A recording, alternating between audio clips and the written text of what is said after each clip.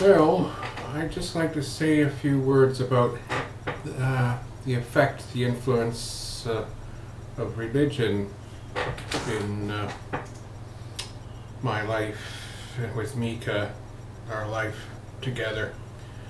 Because both of us have a religious background, Christian. Mika was raised Lutheran. His mother remains practicing Christian, lifelong believer.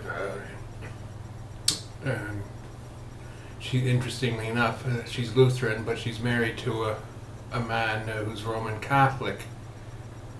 Whereas her second husband, her first husband, Mika's father, is deceased, and they married a couple of years ago, I recall, and it was a nuptials mass in a Roman Catholic parish, but her Lutheran pastor presided alongside the priest for the wedding ceremony, which I thought was rather nice. It would have been unheard of a generation ago, but yes, well, as I said, Mika was raised Lutheran, baptized, confirmed, Sunday school, but as he grew up, he fell away. He does not attend services. Me, on the other hand, my family was Roman Catholic, at least nominally. I was baptized, and as a child I started the instructions for my first communion, but this was interrupted when our family moved to England, and it was never picked up again. It wasn't until I was 16 that on my own initiative I sought out the parish priest and asked for his help, saying I'd like to have my first communion. So I underwent instruction with him, and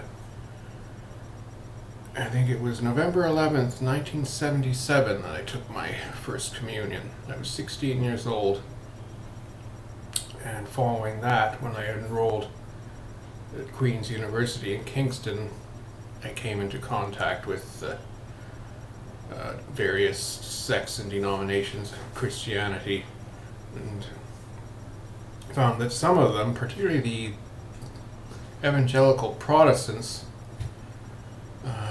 had little trouble at all telling me they agreed, telling me that I was a worthless reprobate destined for to go south for eternity, which I didn't find especially comforting. It was the educated Roman Catholics on campus that I found, on the contrary, made me feel better about myself, told me I was a lovable person and capable of loving, and it didn't matter that I was gay. And in fact, I was confirmed at 25. I underwent a program that the Church, Roman Catholic Church, has. It's called Rite of Christian Initiation for Adults. So I was confirmed at the Easter Vigil in 1986.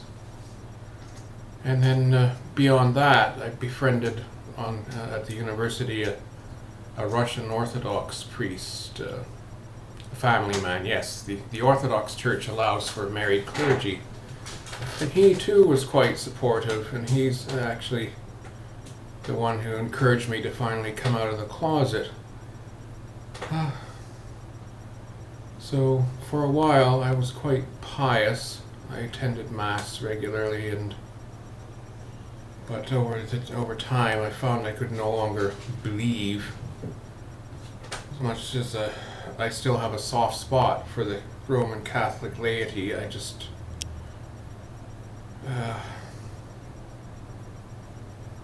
now these days I identify as a deist. I rarely, if ever, attend Mass anymore. I mean, I go to baptisms, friends' children, or sadly, as the occasion arises, a funeral Mass. But Mika and I, despite no longer being practicing Christians still maintain an interest in religion, the study of religion as a social phenomenon. And I'd say we are spiritual, not religious, if that makes any sense.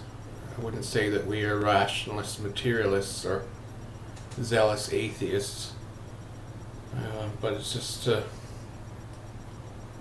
Abrahamic faiths, the Christian God, or having faith in Christ no longer applies. But I suppose we've been pretty lucky. Our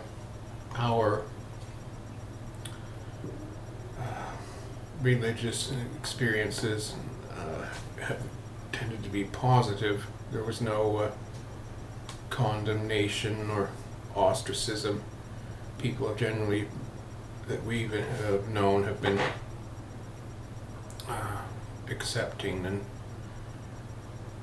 not about passing judgment. So it always strikes me as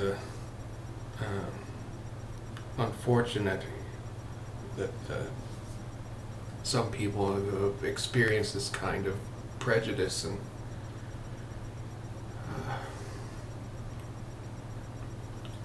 however,